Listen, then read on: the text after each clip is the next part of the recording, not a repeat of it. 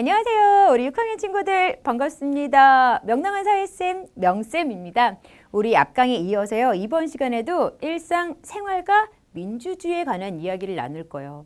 자, 과연 일상생활 속에서 서로 다른 의견이 충돌, 대립했을 때 민주적으로 의사결정을 하는 건 어떤 모습일까요? 자, 앞 시간에도 이야기를 나눴던 거예요. 이제 민주적으로 서로 다른 의견이 대립할 때 제대로 된 의사결정을 하는 것 속에는 충분한 대화, 토론, 양보, 타협이라는 게 있겠죠. 대화 충분히 나누고요. 토론도 벌여보고요. 양보, 타협하는 이러한 모습들이 민주적 의사결정의 원리라고 말할 수 있어요. 예를 하나 보도록 할게요.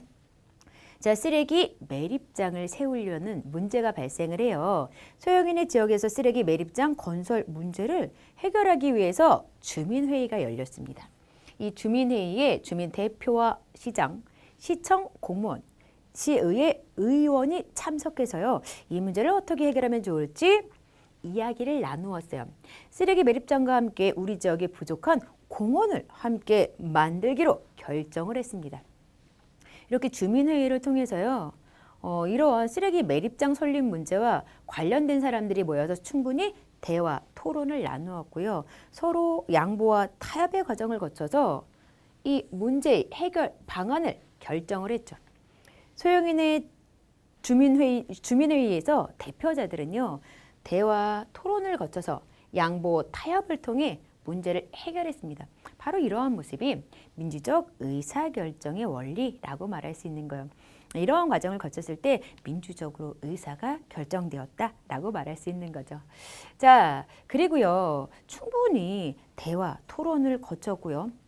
양보, 타협을 할 만큼 했는데 최종적으로 하나의 방안을 결정하지 못하는 때도 있어요. 그럴 때에는요. 다수결의 원칙을 이용해서 해결 방안을 결정하곤 하는데요. 다수결의 원칙이라고 하는 것은요. 다수의 의견이 소수의 의견보다 합리적일 것이라는 가정 아래에 다수의 의견대로 채택하는 그런 방법을 가리켜요. 다수의 의견대로 결정하는 원칙이라고 해서 다수결의 원칙이라고 표현하는 거예요. 자, 사람들끼리 양보, 타협이 어려울 때 좀 더 쉽고 빠르게 문제를 뭔가 해결 방안을 결정할 수 있는 그런 좋은 점을 가지고 있지만 이때 채택되지 않은 소수의 의견도 존중해야 한다는 걸 반드시 알아두어야 돼요. 여러분, 다수의 횡포로부터 소수 보호해야죠.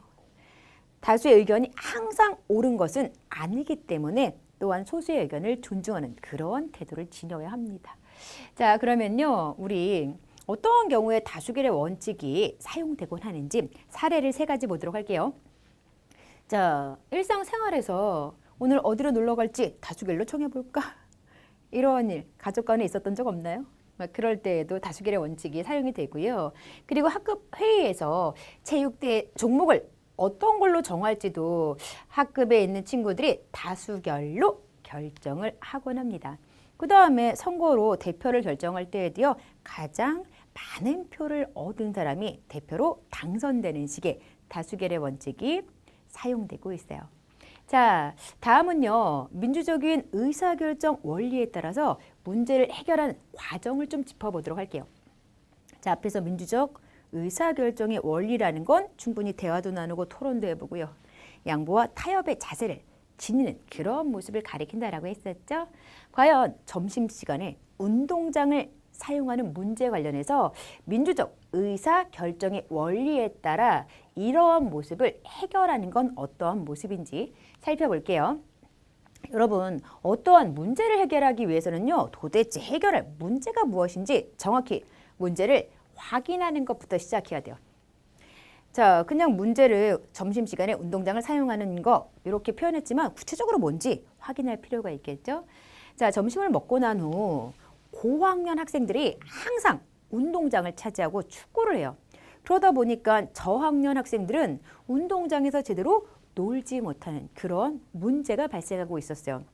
왜 형들만 운동장을 사용하나요? 우리도 점심시간에 운동장에서 축구를 하고 싶어요. 이렇게 저학년 학생이 이야기를 하자 우리도 5학년 때는 점심시간에 운동장에서 못 놀았어. 그러니까 너희도 내년에 6학년 되면 운동장에서 놀아. 이런 식으로 5학년, 낮은 학년 학생을 무시하고 자기들만 운동장 사용하는 게 옳다라는 입장을 보이는 그런 상황이 벌어지기도 하네요.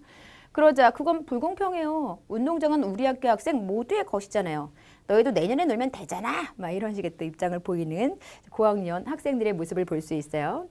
자, 그러면 왜 이렇게 고학년 학생들만 운동장을 독차지하는 문제가 발생했는지 그 원인 분석해야 합니다. 고학년 학생들이 저학년 학생들을 배려해주지 않고 있기 때문이죠. 그리고 좀 1, 2학년 같은 저학년 학생들은요, 밥을 고학년에 비해서 늦게 먹는 게 없지 않아 있어요. 그러다 보니까 저학년 학생들이 점심을 늦게 먹고 늦게 운동장에 나오다 보니 이미 먼저 나와 있는 고학년 학생들만 운동장을 사용하는 그런 문제가 발생하게 되는 겁니다. 자, 문제를 확인한 다음에는 왜 이런 문제가 발생했는지 원인 파악하는 거예요. 원인 파악.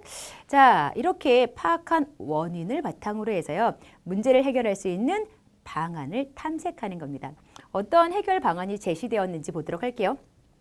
점심시간을 반으로 나눠서 저학년, 고학년이 각각 사용하는 것은 어떨까요? 저는요, 학년별로 운동장을 사용하는 달을 정하면 좋겠어요.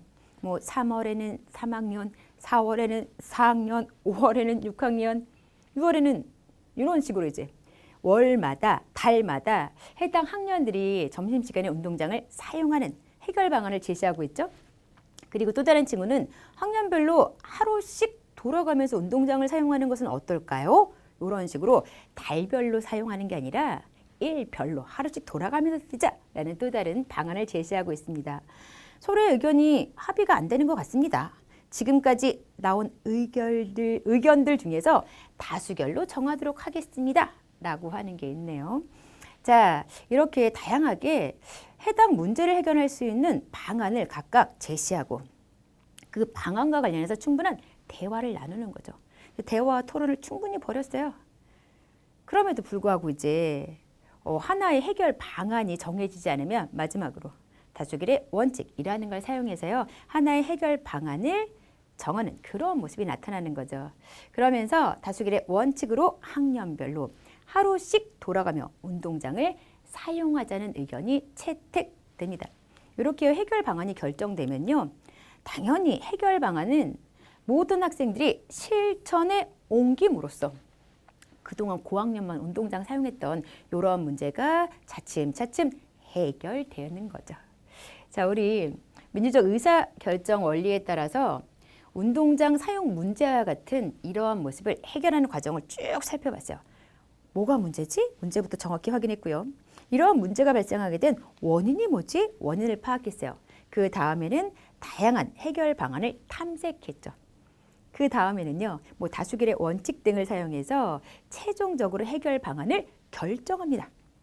이렇게 해결 방안이 결정된 다음에는요, 바로 잘 실천에 옮김으로써 문제가 원만하게 해결되는 그런 모습을 일궈내는 거죠. 학교 학생들이 공동의 문제에 관심을 가지고 민주적인 방법으로 문제를 해결하는 데 참여하고 실천하려는 노력이 이렇게 여러 학년들이 고르게 점심시간에 운동장을 사용할 수 있는 변화를 가지고 온 겁니다. 자, 그러면 우리 오늘 열심히 공부한 어떠한 문제를 민주적 의사결정의 원리에 따라서 해결하는 것과 관련된 퀴즈 풀어보도록 할게요. 자, 첫 번째, 주민회의에서 대표자들은 대화, 토론을 거쳐서 양보, 타협을 통해 문제를 해결하죠.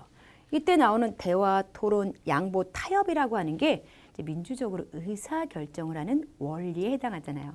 그리고 다수의 의견이 소수의 의견보다 합리적일 거야 라는 가정을 바탕으로 다수의 의견을 채택하는 걸 다수결의 원칙이라고 말을 하죠. 마지막 퀴즈입니다. 다수의 의견이 항상 옳은 것은 아니에요. 그렇기 때문에 소수의 의견도 존중하는 태도를 지녀야 한다는 걸 알아야 합니다. 자, 이렇게 해서요, 오늘의 이야기 마무리가 되었습니다.